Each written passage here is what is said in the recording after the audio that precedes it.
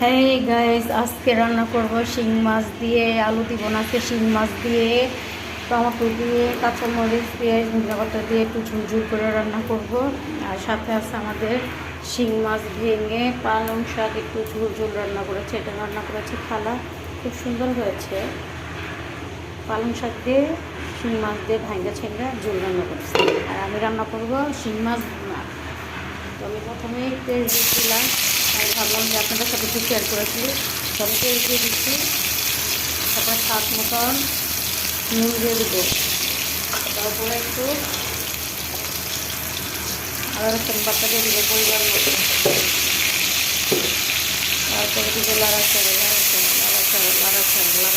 দিয়ে তারপরে শিং মাছটা কষায় রান্না করবো। টমেটো দিয়ে হালকা ঝুল থাকবে, তাই ভাবলাম যে আপনাদের সাথে শেয়ার করেছিলি। তো ভালো মতন কষানোর পরে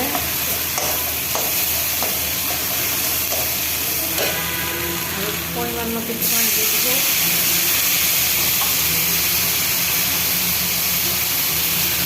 দিয়ে দিলাম এক চামচ মরিচের গুঁড়ো দিয়ে দিলাম।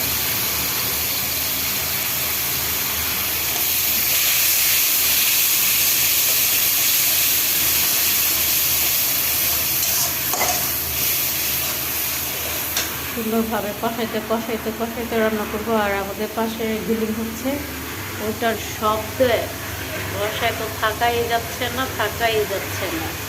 কী করবো, জানলা দরজা সব আটকে রাখছি, তারপরে এত পরিমাণ শব্দ আসে অনেক বাইরে।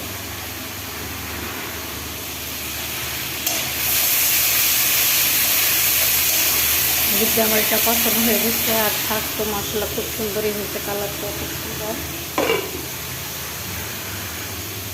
সাথে ইফতারের পরে যদি কেউ রুটি খাত, রুটি খাবে, কলা ছিল সাথে। তো এটা আবার ভালো মতন কষানো হয়ে গেছে। বড় বড় শিং মাছ বড় করে ঠিকঠাক করে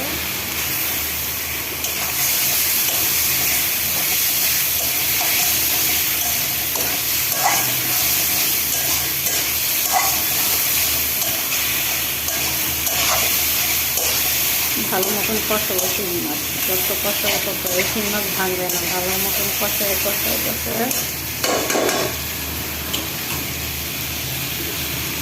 ঢাকনা দিয়ে কষাবো।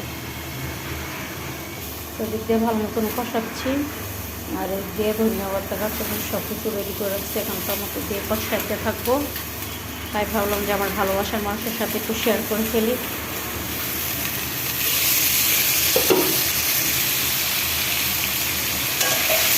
তো আপনারা কীভাবে শিং মাছ রান্না করে খান আমাদেরকে একটু কমেন্ট করে জানাবেন। আর আমরা এইভাবে শিং মাছ রান্না করে খাই, তাই আপনাদেরকে দেখাচ্ছি। দেখছেন আমি যেভাবে কষাচ্ছি, একটা শিং মাছও ভাঙে নেই। আমার এখন কষানো চাই বড় টুকরা করে টমেটো দিয়েছি, যাতে টমেটো এখন গলে যায়। বিশাল বড় টমেটো কেটে দিচ্ছি। এখন এটাকে দিয়ে ভালো মতন একটু কষাবো, ঢাকনা দিয়ে একটু কষাইতে তারপরে ঝুল দিয়ে দিচ্ছি।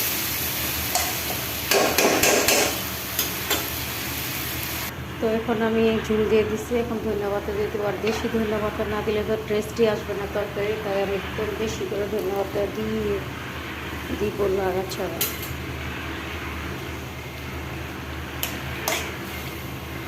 বেশি ধন্যবাদটা দিয়ে বেশি মাছ দিয়ে দিলাম। আর সাথে দিব কাঁচামরিচ।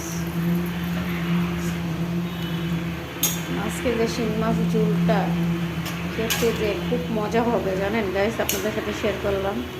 আজকের তরকারিটা কেমন হয়েছে আপনারা কমেন্ট করে জানাবেন।